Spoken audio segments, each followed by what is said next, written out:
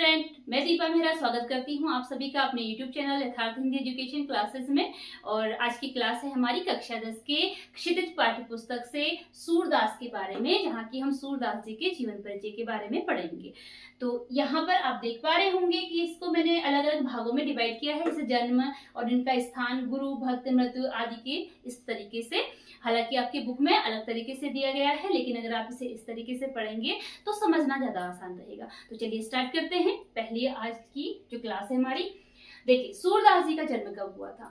सबसे पहले हम इनके जन्म के बारे में पढ़ेंगे। तो जन्म हुआ था 1478 ईस्वी में, ठीक है, जन्म हुआ था 1478 ईस्वी में। फिर स्थान, इनका जन्म किस स्थान पर हुआ, तो इनका जन्म हुआ, इसमें दो मान्यताएं हैं, दो अलग अलग मान्यताएं हैं, जिसमें एक मान्यता ये विद्वान, जो अलग अलग विद्वान थे उनके द्वारा अलग अलग मान्यताएं रखी गई, जिसमें एक मान्यता के अनुसार मथुरा के निकट रेणुका या फिर रुनकता, गांव का नाम रेणुका है या फिर रुनकता है, तो इनमें से किसी एक इन स्थानों पर माना गया है।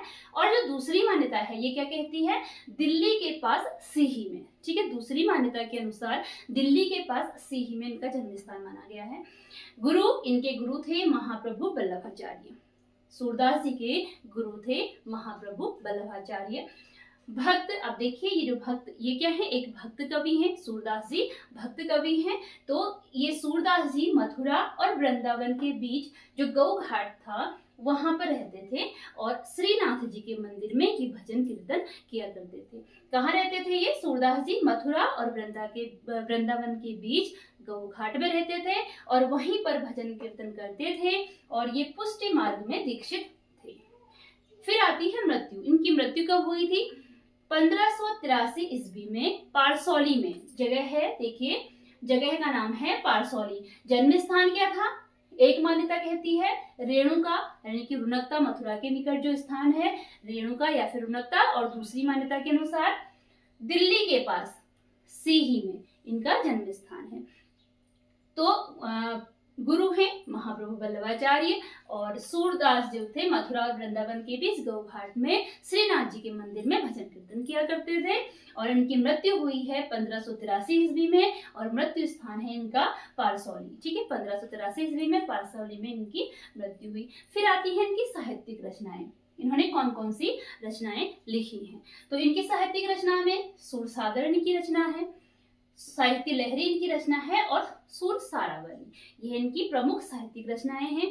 अब इसकी अगला आता है साहित्यिक विशेषताएं, अर्थात कि इन्होंने जो रचनाएं लिखी उनकी क्या विशेषताएं रखी या उसमें क्या चीज इन्होंने किस चीज को स्थान दिया, वह इसकी साहित्य की विशेषता के अंतर्गत आता है। सूर की कविताओं में खेती और पशुपालन वाले भारतीय समाज के, यानी कि जो खेती और पशुपालन का कार्य करता था भारतीय समाज, उसके जो दैनिक अंतरंग चित्र हैं, दैनिक अंतरंग चित्र का मतलब है कि जो दैनिक जो जीवन चलता है, जो दैनिक दिनचर्या चलती है, उसमें जो परेशानियां आती हैं, जो समस्याएं आती हैं, उन सब का एक चित्रण दिया गया है। और जो मनुष्य की स्वाभाविक वृत्तियां हैं उनका चित्रण है। मनुष्य की स्वाभाविक वृत्तियों का मतलब क्या है, जो हमारी स्वाभाविक चित्तवृत्तियां होती हैं, अर्थात जो हमारी रुचि होती है या जो हमारी अरुचि होती है, या हमारे गुण होते हैं या जो हमारे दोष होते हैं, या जो हमारी प्रवृत्ति होती है कि हम किस ओर बढ़ते हैं किस ओर नहीं जाते हैं, ठीक है। तो काम, क्रोध, लोभ, मोह इत्यादि का इन्होंने अच्छे से वर्णन किया है, जो कि मानव की क्या है, स्वाभाविक चित्तवृत्तियां है। फिर इनकी रचना में आती है भाषा शैली, कि इन्होंने अपनी रचनाओं में किस भाषा का, किस शैली का प्रयोग किया है।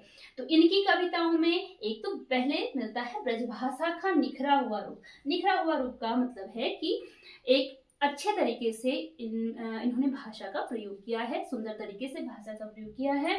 और सूर, वात्सल्य एवं श्रृंगार के श्रेष्ठ कवि माने जाते हैं। वात्सल्य का मतलब होता है जो मातृत्व प्रेम हम बोलते हैं, ठीक है, जो मातृत्व प्रेम होता है उसे वात्सल्य बोला जाता है। और श्रृंगार के श्रेष्ठ कवि माने जाते हैं। और श्रृंगार का मतलब जैसे जो कि प्रेम मिलन का या वियोग का जो वर्णन होता है उन्होंने बहुत ही सुंदर तरीके से किया है। जैसे वात्सल्य का मतलब कि जैसे इन्होंने जो रचना लिखी जिसमें कृष्ण और माता यशोदा के जीवन का वर्णन किया है, तो माता के प्रेम को जो सुंदर तरीके से इन्होंने वर्णन किया है वो वात्सल्य रस है। और जो श्रृंगार है, जो कृष्ण से गोपियों के मिलन या राधा के मिलन का जो वर्णन किया है और जो वियोग का वर्णन किया है वह श्रृंगार रस के अंतर्गत आता है। जैसे श्रृंगार रस होता है, वियोग श्रृंगार होता है और संयोग श्रृंगार होता है। संयोग का मतलब हो गया कि मिलन और वियोग का मतलब होता है बिछड़ना। ठीक है, तो इसका इन्होंने बहुत ही सुंदर वर्णन किया है। उनकी कविताओं में माधुर्य गुण की प्रधानता है। माधुर्य गुण का मतलब मधुर भाव, जो रचनाएं हैं उसमें मधुर भाव दिखता है और मुक्तक शैली का इन्होंने प्रयोग किया है। यह इनकी रचनाओं की मुख्य विशेषता है। तो आज हमने अपनी क्लास में सूरदास जी के बारे में पढ़ा, जिसमें उनके जीवन, मृत्यु, उनके गुरु, उनके और वो भक्त किसके थे, किस प्रकार उन्होंने भक्ति की थी, उनकी मृत्यु के बारे में, उनकी साहित्यिक रचनाओं के बारे में और भाषा शैली और साहित्यिक विशेषताओं के बारे में पढ़ा। आई होप कि आपको अच्छे से समझ में आया होगा। और अगर आपको वीडियो पसंद आए तो चैनल को सब्सक्राइब जरूर कीजिएगा। मिलते हैं अगली क्लास में। सूरदास के पद के बारे में पढ़ेंगे।